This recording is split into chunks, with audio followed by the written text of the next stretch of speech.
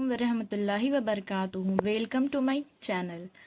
ہم لوگوں نے 60 آیت تک کمپلیٹ کر لیا تھا. اب ہم لوگ قرآن کی پہلے پارے کی میننگ کو اب ہم لوگ 61 سے ہم لوگ اسٹارٹ کرتے ہیں. اگر آپ لوگوں کو اس میں کچھ بھی نہیں سمجھ میں آئے تو پلیز مجھے کمنٹ میں اپنی جو بھی پرابلم ہے وہ ساری پرابلم آپ مجھ سے شیئر کر سکتے ہو. اگر ورڈ سمجھ میں نہیں آ رہا ہے یا پھر میں کیا بتا رہی ہوں نہیں بتا رہی ہوں آپ لوگوں کو سمجھ میں نہیں آ رہا تو پلیز آپ لوگ مجھے کمنٹ میں ضرور بتائیں. آیت نمبر 61 اب ہم لوگ اسٹارٹ کرتے ہیں.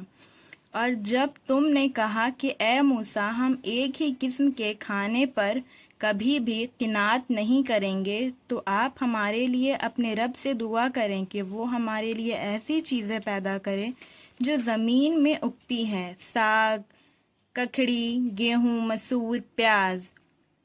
موسیٰ نے کہا کیا تم اعلیٰ درجے کی چیزوں کے بدلے میں ادنا درجے کی چیزیں لینا چاہتے ہو؟ کسی شہر میں چلے جاؤ، وہاں تم کو وہ چیزیں مل جائیں گی جو تم طلب کر رہے ہو. اور ان پر ذلت اور پستی جم گئی اور وہ غضب الہی کے مستحق ہو گئے. یہ اس لیے ہوا کہ یہ لوگ اللہ کی آیت کو نہیں مانتے تھے اور رسولوں کو ناحق قتل کرتے تھے.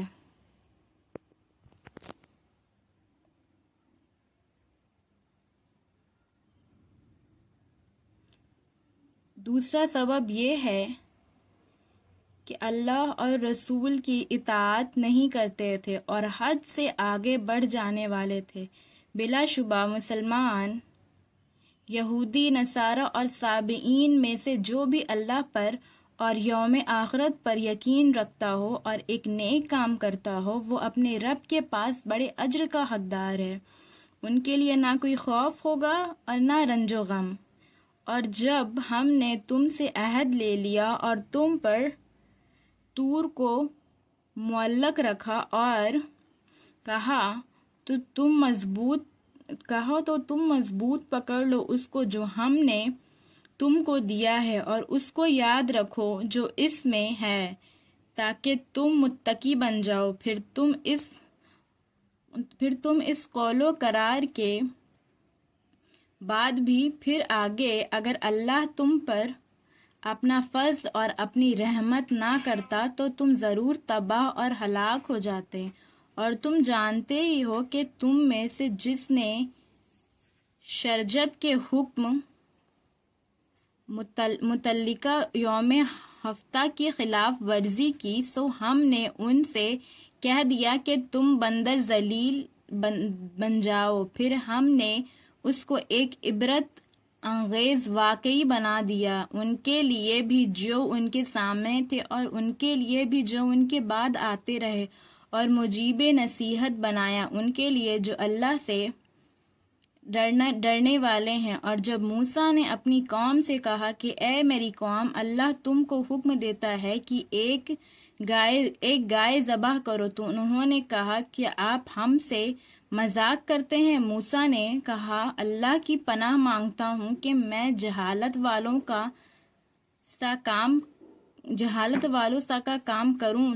تو انہوں نے کہا کہ آپ اپنے رب سے درخواست کیجئے کہ وہ اس گائے کے ہم سے اوصاف بیان کر دیتے. تو آپ نے کہا وہ گائے ایسی ہو کہ نہ بوڑھی ہو نہ بہت بچیا ہو بلکہ دونوں عمروں کے بیچ میں ہو. اب کر ڈالو جو تم حکم ملا ہے. اب کہنے لگے کہ آپ درخواست کیجیے اپنے رب سے کہ وہ ہم سے یہ بیان کرے کہ اس کا رنگ کیسا ہے. آپ نے کہا وہ فرماتا ہے وہ زرد رنگ کی گائے ہو، خوش رنگ ہو